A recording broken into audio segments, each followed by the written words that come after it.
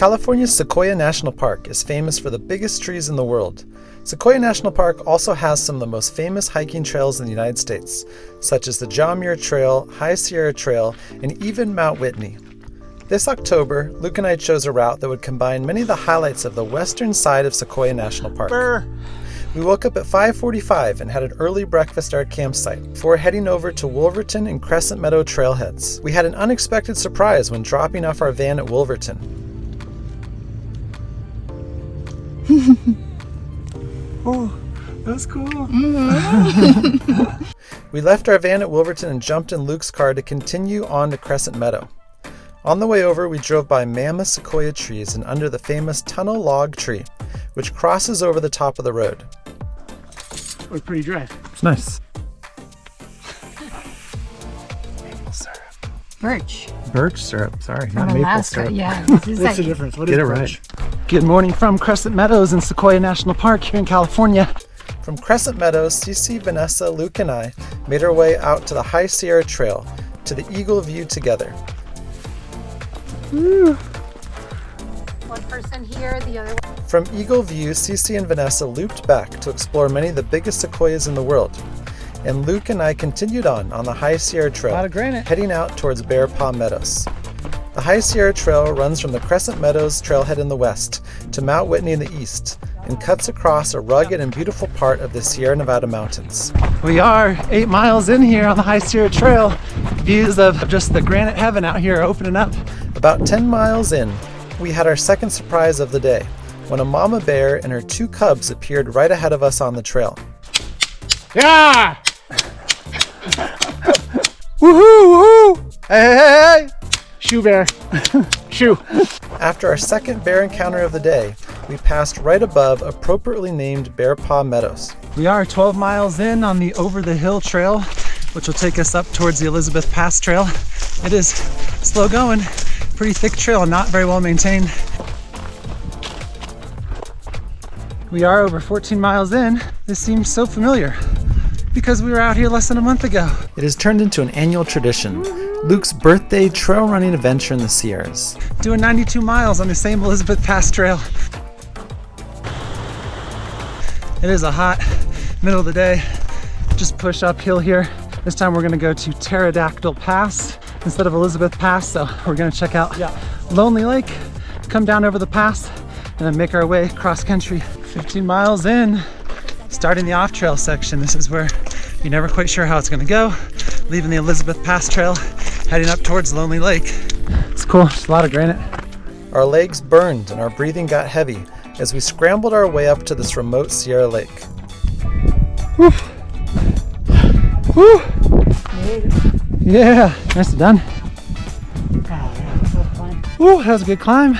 10,800 feet up to Lonely Lake. Lunchtime here at Lonely Lake. Peanut butter and jelly bagel hits the spot at 12:30, so it's fun getting off on these routes that not that many people use. We've seen just as many bears as people today, so.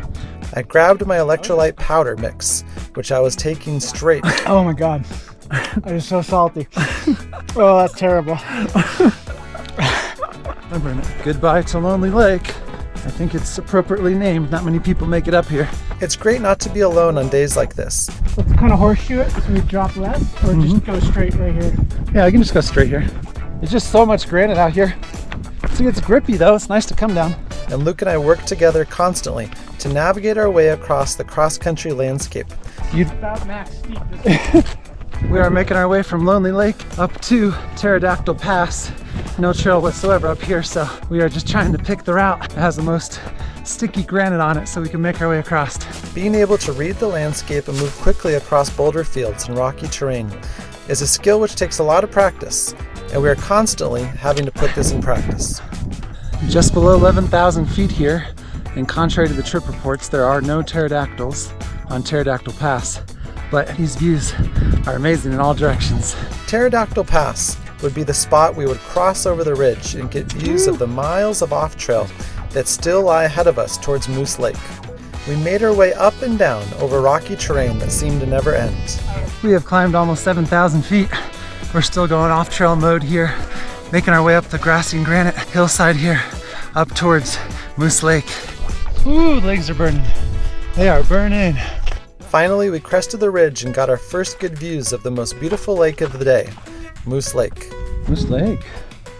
Looks sandy. Looks Yeah, nice. it's like a nice beach. I have to jump in here. You going with shorts on? Woo, here it goes. Moose Lake is a bright blue lake surrounded by granite that looks like an infinity pool at the south end of the edge of the lake. Moose Lake.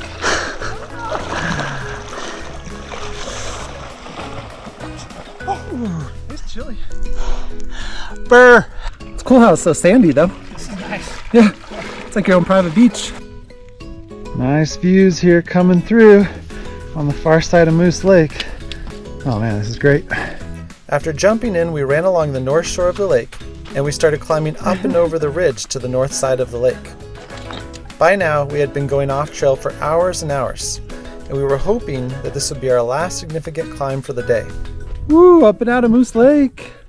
Time to say goodbye to one of the prettiest lakes out here in the Sierras. We sadly left Moose Lake behind us, but we were able to pick up our pace a bit as we could carefully run on the large granite slabs. We have worked our way up and over from Moose Lake, and now we're in the Tablelands area, which is just miles and miles of granite out here.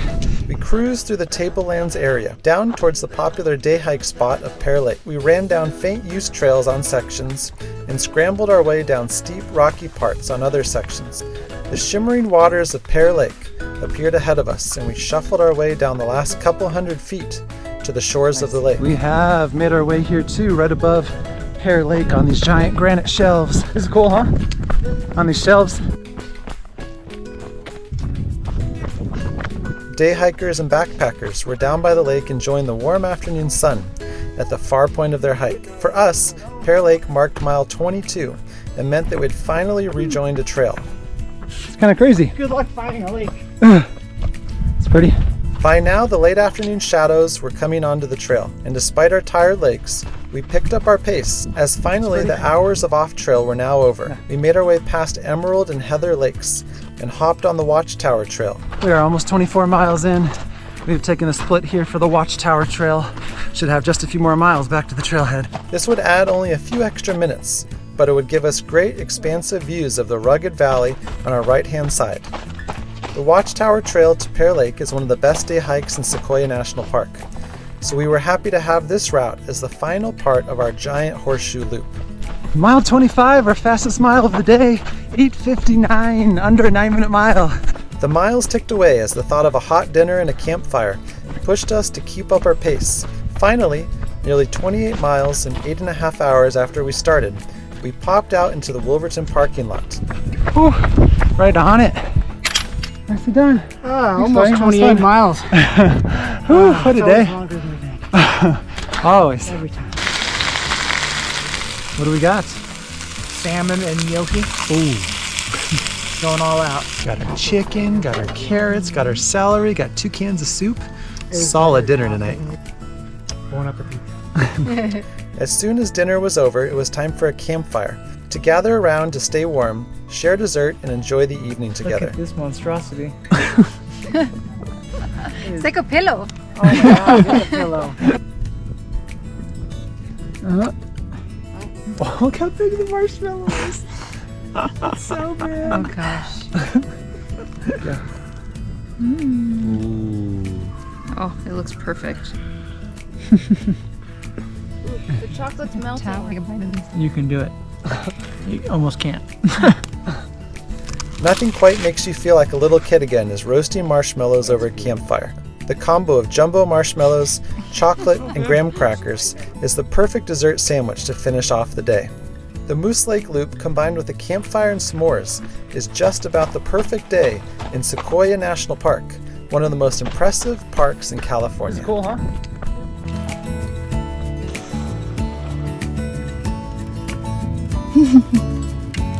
Oh, that's cool.